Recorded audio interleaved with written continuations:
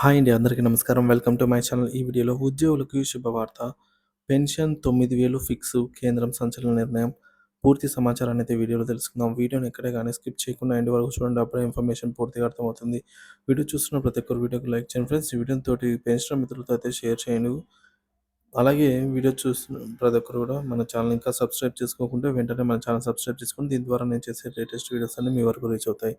ఇక ఆలస్యం చేయకుండా వివరాల్లోకి అయితే వెళ్ళిపోదాము.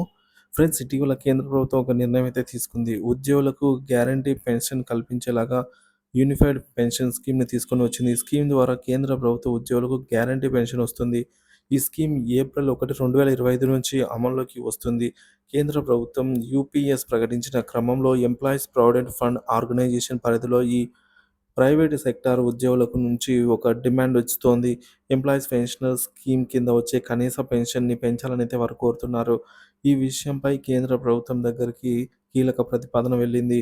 ఎంప్లాయీస్ పెన్షన్ స్కీమ్ ద్వారా అందించే కనీస పెన్షన్‌ని 9,000కు పెంచాలి అని లేఖ ద్వారా కోరారు. డీఏ పెంపు చేపట్టాలని విజ్ఞప్తి చేసినట్లుగా మీడియాలో వార్తలొస్తున్నాయి. ఈపీఎస్ పరిధిలో 75 లక్షల మంది పెన్షనర్లు ఉన్నట్లు లేఖలో పేర్కొన్నారు.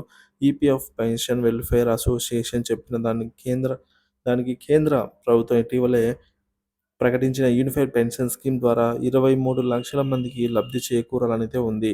సో, కనీస పెన్షన్ పెంపు విధానం నరేంద్ర మోదీ వద్దకు తీసుకెళ్లాలనైతే చెన్నై పెన్షనర్ల సంఘం భావిస్తోంది.